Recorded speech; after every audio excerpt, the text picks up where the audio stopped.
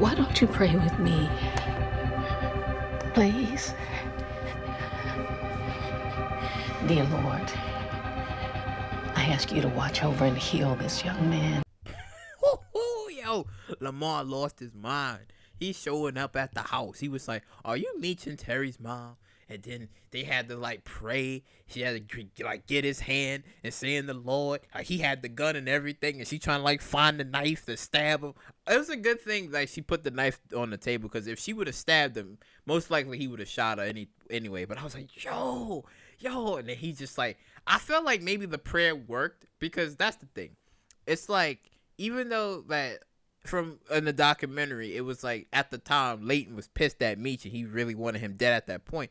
But you gotta think about it, like at some point in time, like within the story, when will we ever get to the point where Lamar just gives up? Like he's just like, all right, I'm done.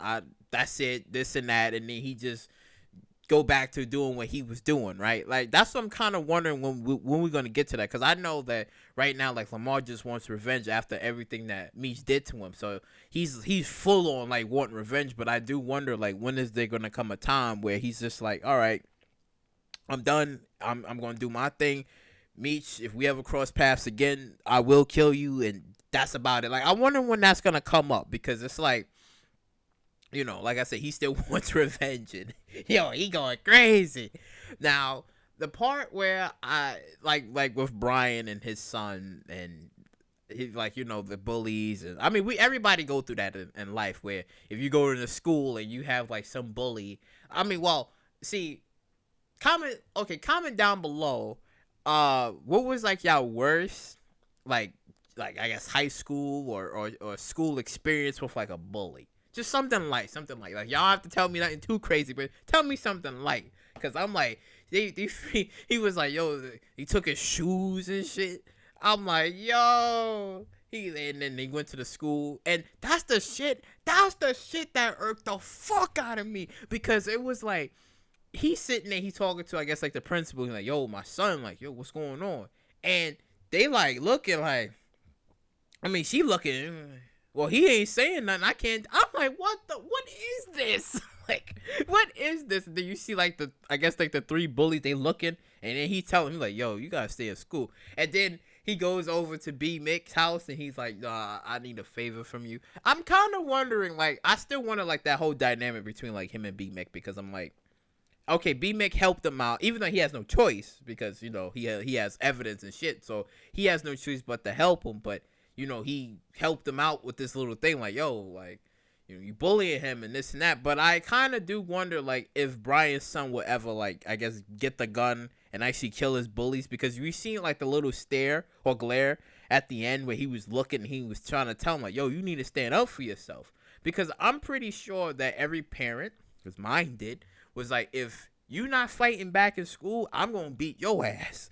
And that was like the thing that went into my brain, and I'm like, oh, I'm fighting every one of you motherfuckers. Like, I'm fighting everybody. But, you know, I wonder like what's gonna happen. I think he probably might either get the gun and may kill his bullies, but who knows, because B Mix seems like he handled it. But some bullies would get the message and be like, all right, I'm not gonna mess around with him anymore, or they just they don't care. They just want to go back for even more. Like they just don't care. So I'm like, well, we're gonna see how that little development is gonna be, because Jen was trying to like talk Brian out of it, like, well, not talk him out of it, but more like calm him down and explain the stuff about her sister and about the abusive boyfriend that she had, and he killed her and this and that. So I thought that little I thought that segment was nice.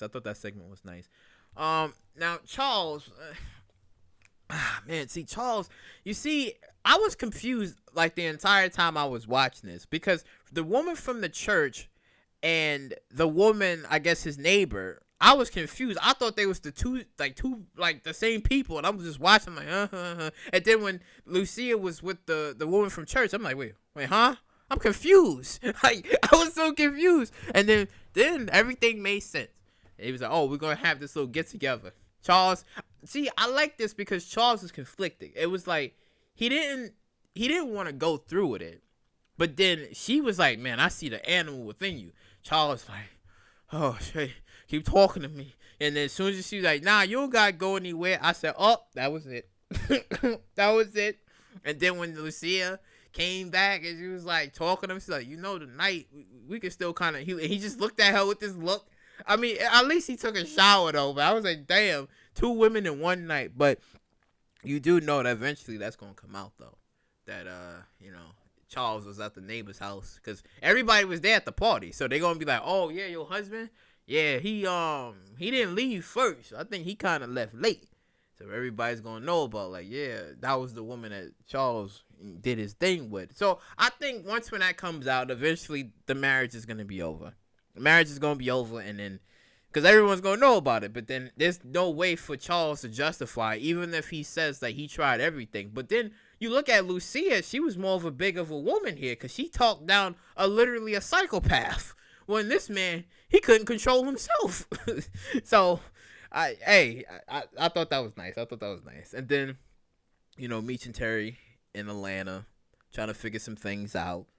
And, they basically got, I guess, like a little connect. And they're going to be selling some keys. But they're going to make their way, I guess, maybe back to Detroit because, it was like, hey, Lamar, he's trying to kill mom and shit. Like, he's like, oh, shit. Like, Lamar, like, so I wonder, I still wonder, like, how, again, like, the separations between like Meech and Terry, because I mean right now in this episode, like we've seen them like be strong together. There was like not that much bickering, but it was more like, okay, when they first showed up in Atlanta, and then Terry kind of like blew the game. Like I guess it was like $700. No, not 700. I think it was what I think $7,000. I think he blew the money. It was something like that. Like he blew the money, and then they was in Goldie's There was in her place, and that's when you seen like the trick what they did with the dice, and I was like, that's some shit that they do in Las Vegas. If you ain't paying attention, they might fuck you on that. And I heard some rumors and stories about that, about switching dice and shit. Even when you winning, and they like, no, the house always wins. You don't win nothing. That's the rules. So I kind of like how they was going about with there, and then Meech and Terry kind of had the gun at her at the end. It was just like, hey man, we know what you did. So, and then they got the money, then they got the guy, and then they got the kilos. So, but we do know that Atlanta is gonna be like their home for like a while.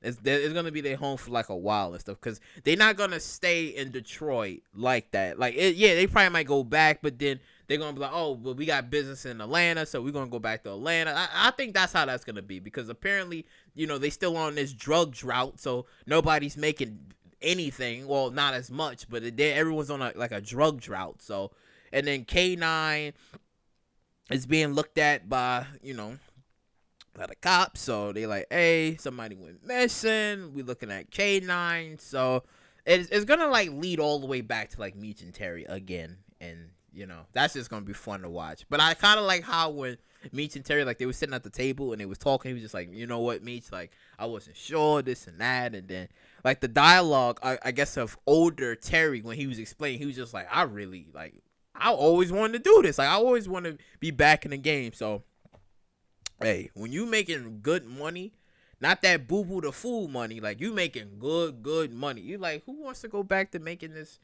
9 to 5 or fucking garbage money, but at the end of the day, it's still wrong to do that, because it's like it's wrong. But we get the premise of how things is gonna like build up and play out to be. So everything was just good. It was just good. But overall, this episode was nice, and I cannot wait to see what's gonna happen in episode 6, because Lamar is going off. I'm like, hold up, you can't be showing first, okay, because he showed up at his baby mama's house trying to like reconcile some things, but she like, listen, you fucking crazy, you put your hands on me, Zoe's afraid of you, get the fuck away from us. He like, come on man, I need my queen, I need my woman, right? And then Denise accepted the charges. So again, because Meech and Terry, they're gonna look out for her. I thought they were just gonna like flat out like abandon her, but they're gonna look out for her. So I'm like, all right, that's nice, that's wonderful. They're gonna look out for this woman and her kid, so that's gonna be great. But again, I can't wait to see what's gonna happen next episode, because again, Lamar lost his fucking mind. But yeah, Like, comment, subscribe, and share, and I will catch you all in the next one.